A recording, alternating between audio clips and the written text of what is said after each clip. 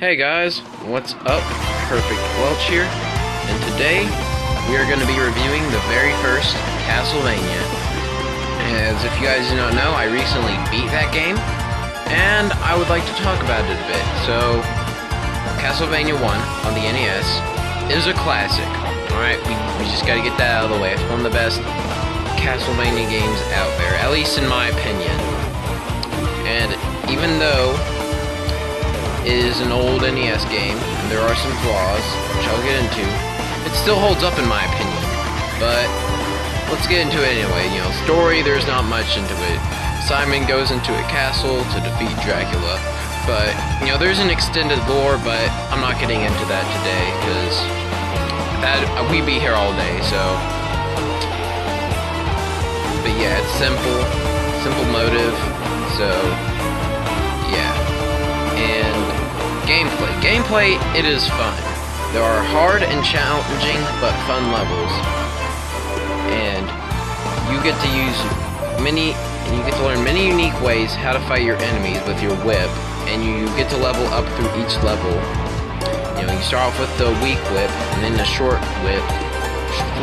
and stronger whip, and then you get a long, strong whip, which is awesome. And you got cool weapons. There's a dagger, which is meh, there's nothing to it. The axe can just get enemies above you really good. The cross covers a lot of distance and is my favorite. The stopwatch is probably actually my favorite above the crosswatch, because you can just stop. It takes the most hearts though. And there is the holy water, which is very useful at the very end of the game, I will tell you that much. If you've been on YouTube forever, or you've been gaming forever, you should know what it is. So, what I love about the gameplay though, is the bosses. All the bosses are really fun, good designs, and great fights.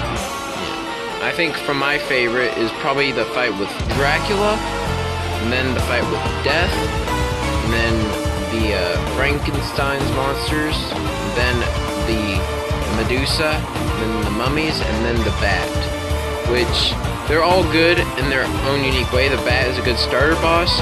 Medusa is kind of easy, but still. And yeah, it's kind of hard to deal with the mummies and Frankenstein's monster at the same time, but yeah, there are ways to deal with it if you're good enough.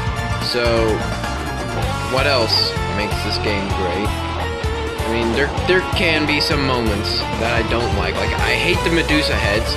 So once you get them down, you can get done with them once you know their pattern. So they aren't as bad as everyone makes them out to be, but they can still be fucking annoying.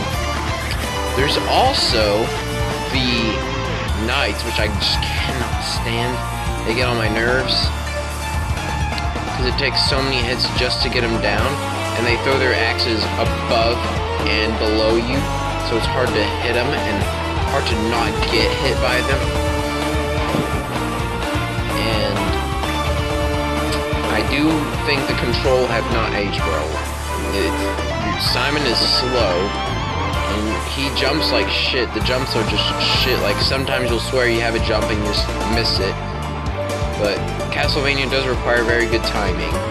And the knockback is annoying. Oh boy, the knockback.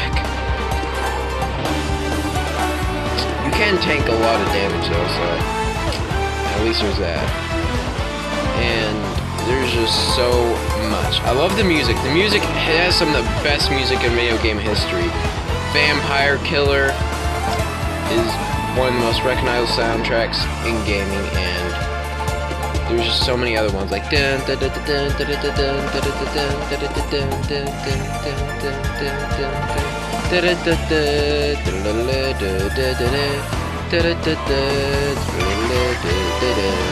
know, it's just so great. And out of time.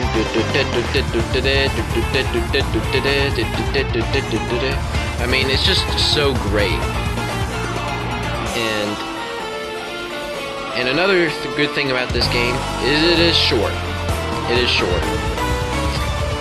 It's like 6 levels long. So, yeah.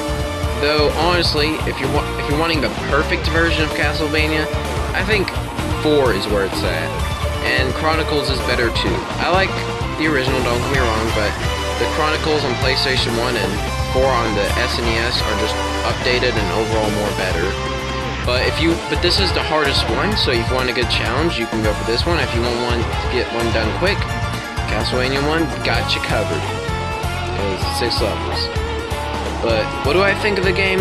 Overall, while it may not be the best Castlevania game, it is still one of the best.